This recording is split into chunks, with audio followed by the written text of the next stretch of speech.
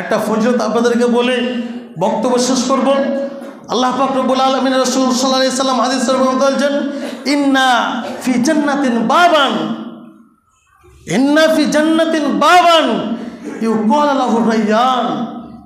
জান্নাতের একটা দরজা রয়েছে।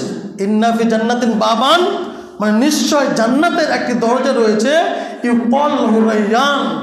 সেই দরজাটার নাম কি? রায়্যান। সেই দরজাটার নাম হচ্ছে রায়্যান। ইয়াদখুলু মিনহুস সায়িমুন।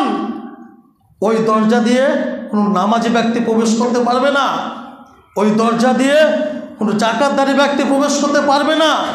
ওই দরজা দিয়ে মায়ের সেবা করে দরজা প্রবেশ করতে পারবে না। ওই দরজা দিয়ে যে ব্যক্তি হজ করতে গেল টাকা পয়সা খরচা করে, ওই ব্যক্তি প্রবেশ করতে পারবে না। কোন ব্যক্তি প্রবেশ করতে পারবে?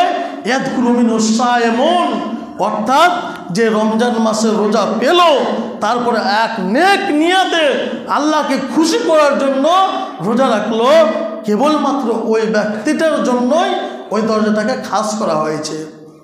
অর্থাৎ যারা রোজা রাখবে তারা জান্নাতের ওই দরজা দিয়ে প্রবেশ করবে, যারা রোজা রাখবে না তাদেরকে আল্লাহ রাব্বুল আলামিন ওই জান্নাতের দরজা দিয়ে প্রবেশ করতে পারবে না।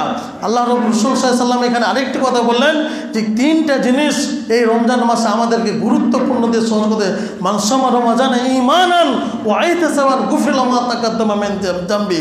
অর্থাৎ একটা হচ্ছে কোনো ব্যক্তি যদি ঈমানের সহিত আল্লাহকে ভয় করে এই রমজান মাসে রোজা রাখে, তাহলে কী হয় জানেন আপনারা? পূর্বে গুনাহ মাফ। কত বরকত, কত ফজিলত, কত গুরুত্ব এই রমজান মাসে রয়েছে। দেখুন, কেবলমাত্র একটি মাস রোজা রাখলে আপনি যে পূর্বে যে গুনাহগুলো করেছেন, গুনাহ আপনার মাফ, ক্ষমা, আপনার মিটিয়ে দেওয়া হবে গুনাহকে। তারপর কেন আপনি রাখবেন না?